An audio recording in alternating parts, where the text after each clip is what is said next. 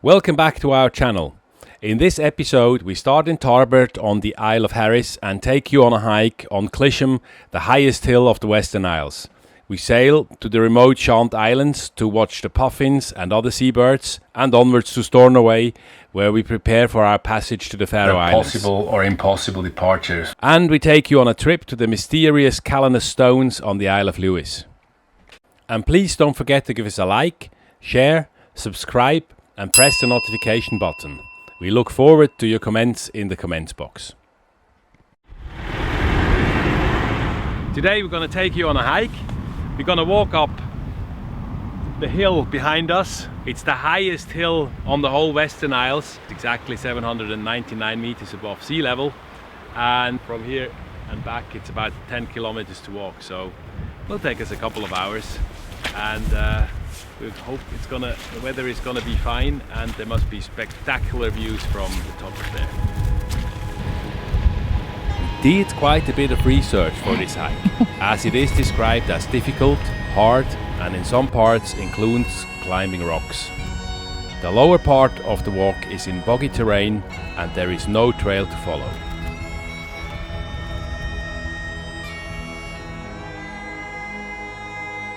We even found an online comment stating, "I wouldn't be surprised if hiking this direct route deters many visitors from ever considering hill walking on Harris again." Catherine is a keen hiker, and hiking is a big part in energizing her and powering her mind and body. For me, also after breaking my heel bone in a nasty boat accident a few years back, hiking is a necessary evil, at best.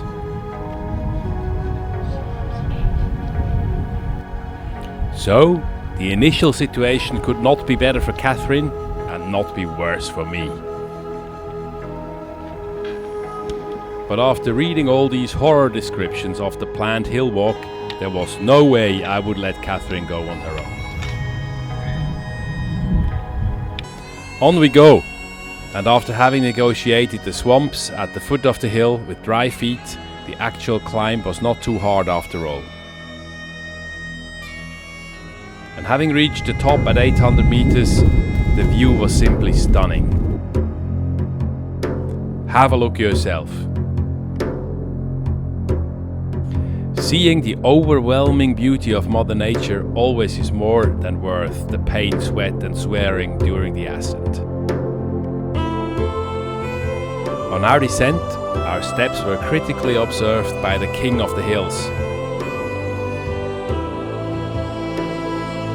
Majestic stag.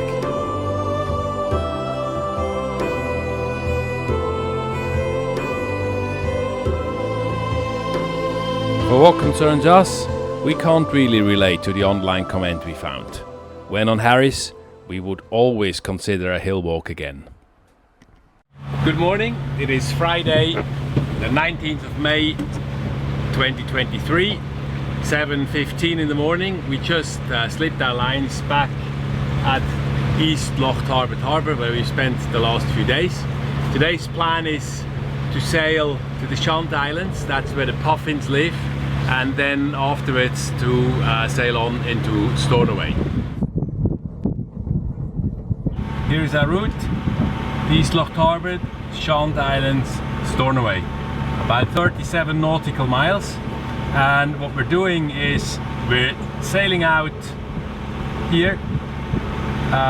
There is a bay here where we're going to anchor. We're doing that on the first half of the tide, so we are now about half tide. The tide is going in our favor. It will then, once we're here about 10 o'clock, it will start turning.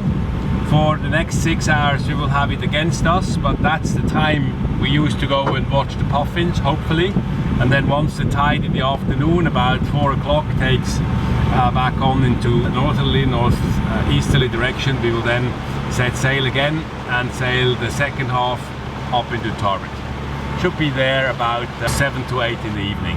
It's a bright morning, the sun's up already, quite high over the horizon. We're feeling that we're north and it's summer. The wind forecast is a 3 to 5 from southwest, which is ideal for us if it holds up. The weather should stay nice.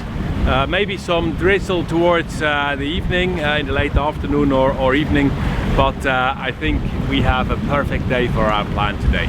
It was well worth the time waiting as well. So far the forecast has been a lie. The weather is nice, but the wind is inexistent. So we have about 5 to 10 knots directly from behind. That's correct, so from the southwest, but it's far too weak. We can't raise the sails because the material would suffer. So we take the suffer of a rolling boat at the moment. Not very pleasant, but maybe it gets better during the day. Over there we see the lighthouse of Highland Glass. This is on the island of Scalpay, and there's a nice walk around it which we missed this time. But we might be back. To the west of the Shiant Islands there is a reef and some steep rocks to take care of. Off the beaten track, the 3 small islands that form the Shiants can only be reached by boat in settled conditions. Other than the holiday cottage of the owners, they are only inhabited by sheep and seabirds. The islands are one of the most important breeding colonies for seabirds in Europe. Around 10% of the UK's puffin population and about 7% of the UK's razorbills breed here every year.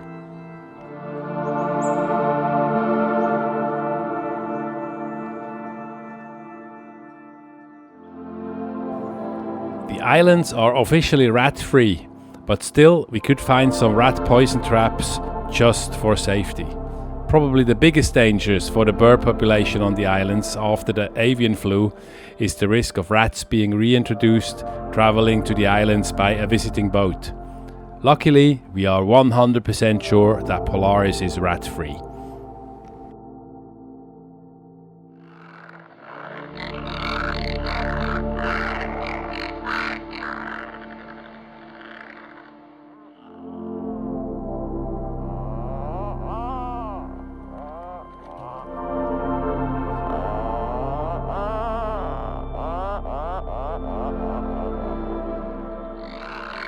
Luckily, we had some inside information and knew exactly where to find the razorbills and puffins. This saved me from another lengthy hike with an uncertain outcome. We sit down to watch and listen to these amazing birds.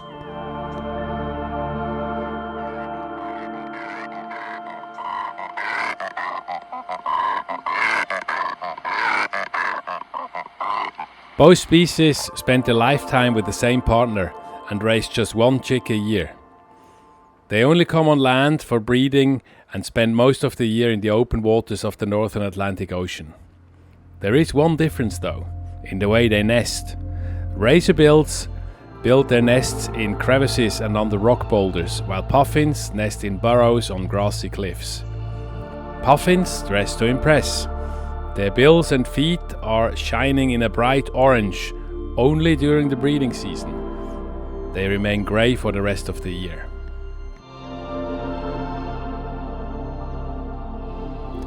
Back on the beach, Fred demonstrates her usual reluctance to go back into the water. I think she definitely spends too much time on the foredeck. Another adventurous re-watering of Fred, as usual. That's a way to go.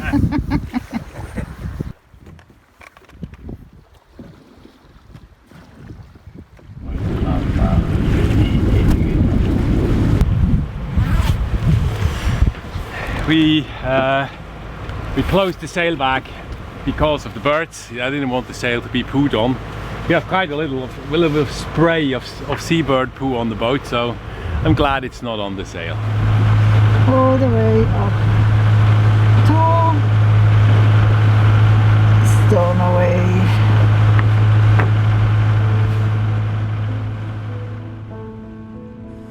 On our way to Stornoway, we try goose winging. One sail out to port, the other one out to starboard. A whisker pole to stabilize the foresail would probably help. So we made it. We're just entering Stornoway harbour. We had to wait outside until the cruise ship, the British Princess, was out, but now we're all clear to go in and to get up. We arrive in Stornoway, the best equipped and protected harbour in the northwest of Scotland.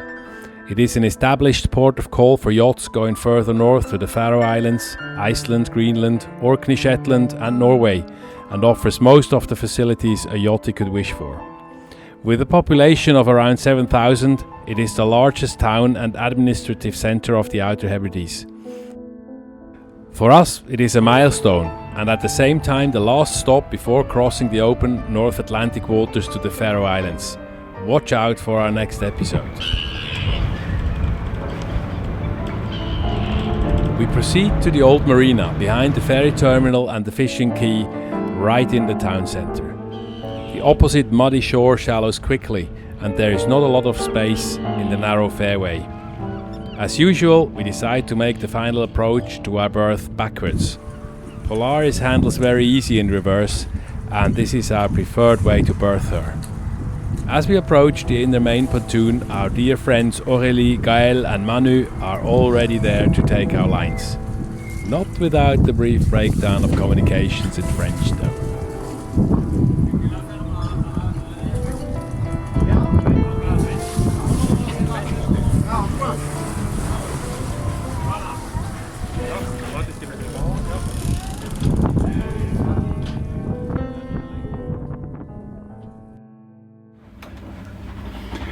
For the last couple of days we have been meticulously studying the development of the weather situation.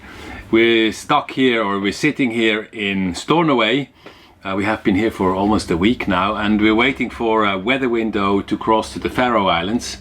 That's number one. And number two, we're still waiting for the okay from our insurance company to leave earlier.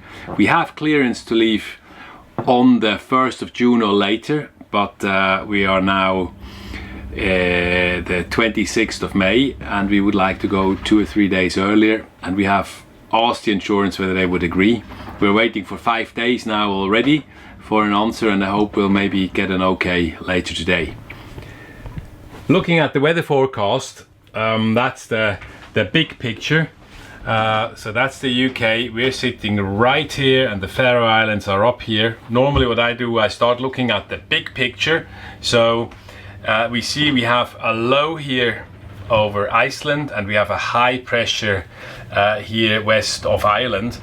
That's Friday evening, and we now see how this is moving basically. So we see that low moving eastwards and the high pressure here building up, and that's what we're waiting for actually. So this situation, so we see now the low has gone. That's Sunday, and on Sunday afternoon and into Monday this high pressure will start establishing in this area, which means we'll have constant westerly winds here in this area, and probably not too strong. So we think that on Monday we might have a good window actually to cross to the Faroe Islands. So this is the smaller picture.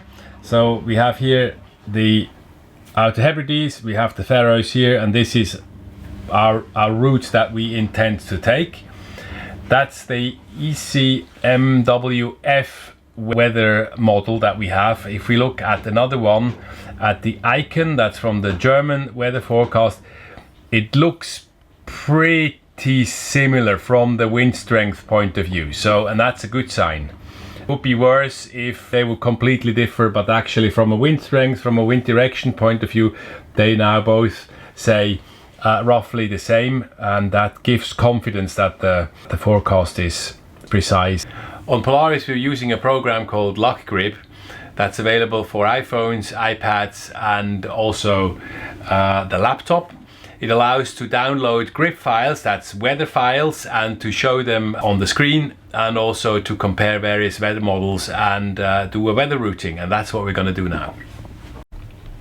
After having set a few constraints, a few settings for our vessel, I can simply press the solve button here, and we see the computer now spits out some weather routes for different departure times. That's quite a lot, so I could have gone with less.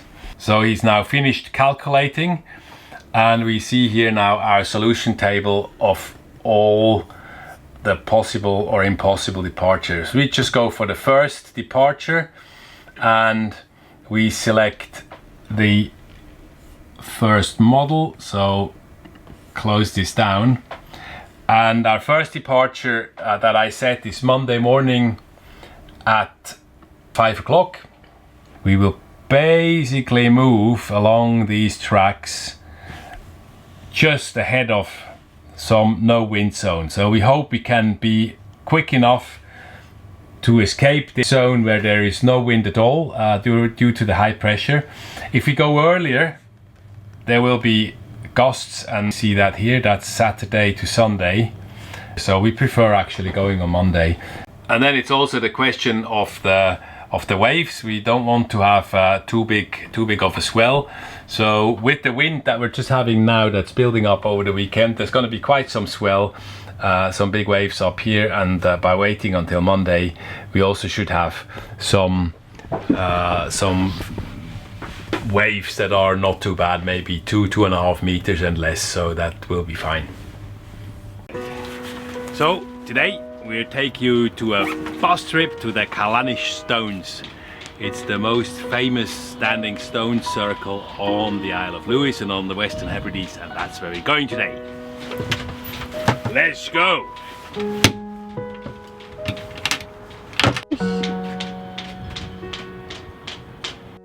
This is the best local seafood store. We bought some nice prawns for tonight. Looking forward, I can't wait for them. And in addition, they gave me some fish heads, some old fish heads to put in my lobster pot, so I can stuff it and try to get my luck on that.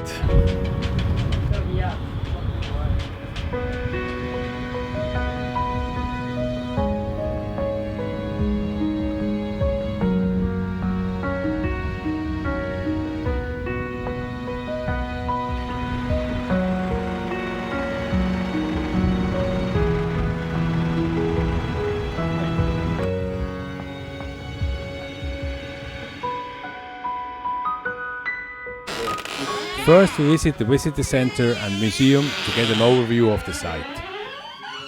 The Callanish Stones consist of a large circle of 13 stones with a monolith near the centre. 5 rows of standing stones connect to this circle, 2 of them forming an avenue, 3 others spreading out from the centre and together forming a sort of cross-like structure. Within the stone circle is a chambered tomb. The stones are from a local rock called Lewisian gneiss, originally formed some 3 billion years ago.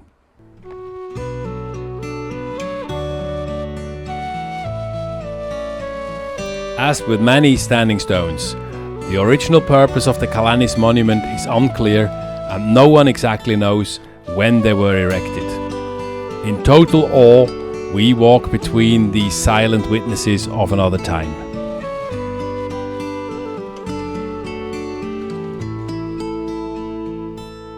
Some scholars suggest that the stones were a prehistoric lunar observatory. Others propose a relationship between the stones, the moon and the Clisham range on Harris. According to a local folk tale, the Callanish Stones are petrified giants who would not convert to Christianity. Another legend is that early on Midsummer morning, a ghost known as the Shining One walks the length of the stone avenue, its coming heralded by the call of a cuckoo. Having climbed the Clisham just a few days before and under great duress, my preferred interpretation is the one which links the stone, the moon and the highest peaks on the island. We had a wild bus ride back to Stornoway. The driver didn't leave out one bump and our bus seemed to be airborne several times. It was then when Catherine, becoming slightly queasy, had a creepy premonition for our upcoming crossing to the Faroes. Back on Polaris, we enjoy an improvised micro gig of my favourite folk rock band from the Western Isles. Ladies and gentlemen, Peat and Diesel!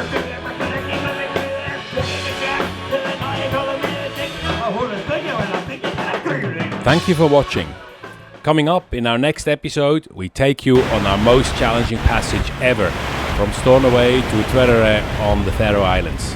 Catherine gets seasick and we encounter rough seas and wind gusts over 50 knots.